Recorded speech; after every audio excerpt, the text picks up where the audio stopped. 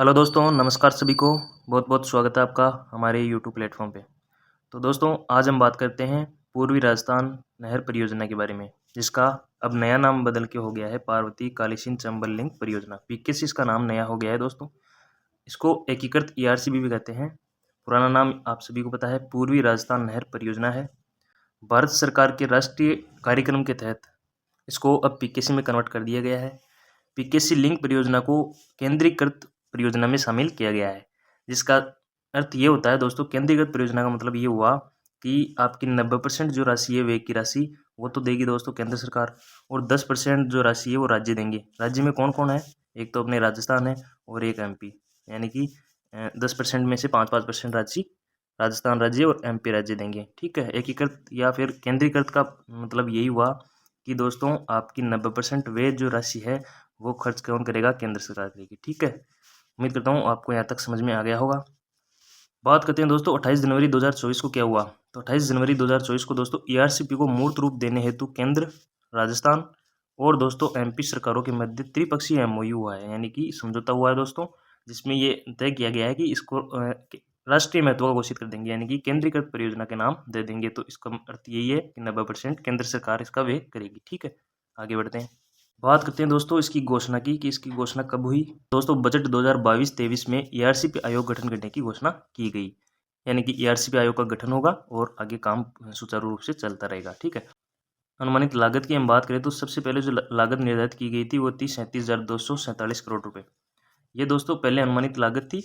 अब 2024 के बजट में इसे बढ़ाकर दोस्तों 45,000 करोड़ रुपए कर दी है। ये आप सभी को याद रखना है, अब हो गई है 45,000 करोड़ रुपए इसकी लागत। ठीक है, अब हम बात कर लेते हैं दोस्तों इसके उद्देश्य की कि ये काम क्या आएगी और इसका उद्देश्य क्या रहेगा। तो दोस्तों चंबल बेसिन के सहायक नदी बेसिनों जैसे पार्वती, कालीसिंध, कुन्नू, कूल, मेज आदि जो नदी बेसिन है दोस्तों, इनको जोड़कर 21 जिलों में सिंचाई व पेयजल उपलब्ध करवाना इसका उद्देश्य रहेगा दोस्तों। अपने राजस्थान के कितने जिले? 21 जिलों में दोस्तों सिंचाई व पेयजल उपलब्ध करवाना इसका उद्देश्य है। और दोस्तों बात करें इस परियोजना का लाभ किन किन को मिलेगा, तो सबसे पहले तो राजस्थान के 21 जिलों को मिलेगा और एमपी के 13 जिलों को भी मिलेगा, यानी कि एमपी के तो 13 जिले इसमें शामिल है और राजस्थान के 21 जिले दोस्तों इसमें शामिल। अब हम बात कर लेते हैं दोस्तों राजस्थान के 21 जिले वो कौन कौन से हैं जिनको इसका लाभ मिलेगा। तो पूर्वी जिले दोस्तों आपको याद रखना है, कोटा, बूंदी, बारा, झालावाड़ तो आपको याद रखना है, ऐड होती वाले जिले।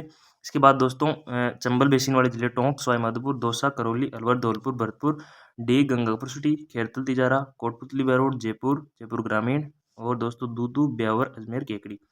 ये दोस्तों राजस्थान के 21 जिले हैं जिनको आपको याद रखना है।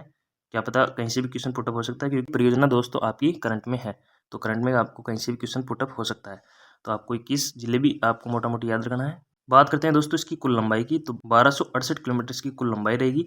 2051 में पूर्ण होने की इसकी संभावना दोस्तों कि 2051 में दोस्तों ये परियोजना पूर्ण होगी। जब भी दोस्तों लगभग 2051 में पूर्ण होगी तब क्या होगा, तो तब दोस्तों 26 वृहत व मध्यम सिंचाई परियोजनाओं के माध्यम से 2.8 लाख हेक्टेयर भूमि राजस्थान की सिंचित होगी।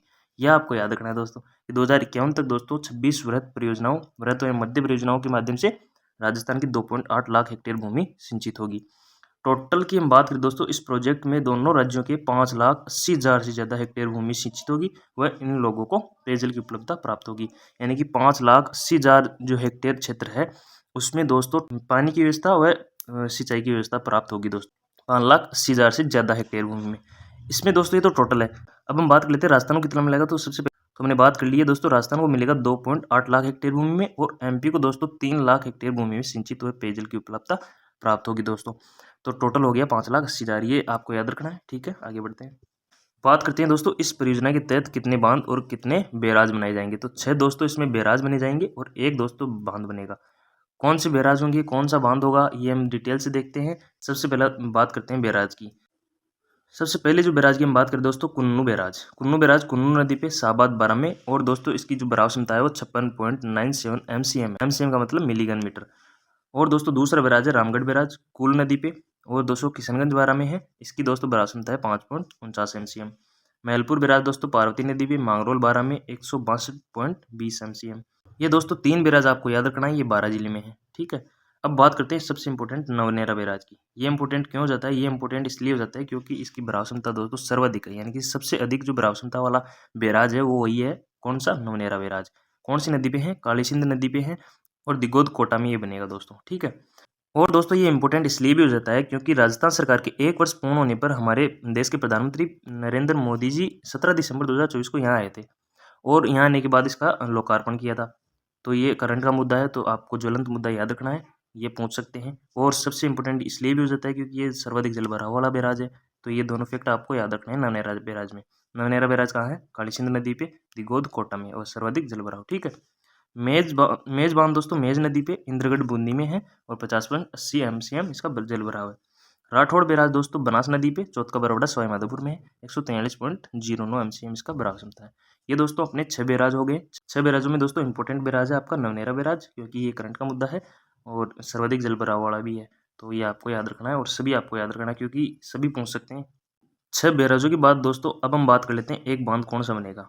दोस्तों पीकेसी नहर परियोजना पे सिर्फ एक बांध है और 6 बैराज है दोस्तों। 6 बैराजों की हमने बात कर ली है। एक बांध कौन सा है? डूंगरी बांध। डूंगरी बांध कहाँ बनाया जाएगा? तो खंडार तहसील सवाई माधोपुर में दोस्तों ये डूंगरी बांध बनाया जाएगा। बनास नदी के किनारे दोस्तों बनाया जाएगा। भराव क्षमता इसकी रहेगी 209.9 MCM। ये दोस्तों इसकी भराव क्षमता रहेगी। एक बांध को आप जरूर याद रखिएगा दोस्तों, डूंगरी बांध है खंडार सवाई माधोपुर में, क्योंकि ये एक ही है तो इसका क्वेश्चन पुटअप हो सकता है, ठीक है।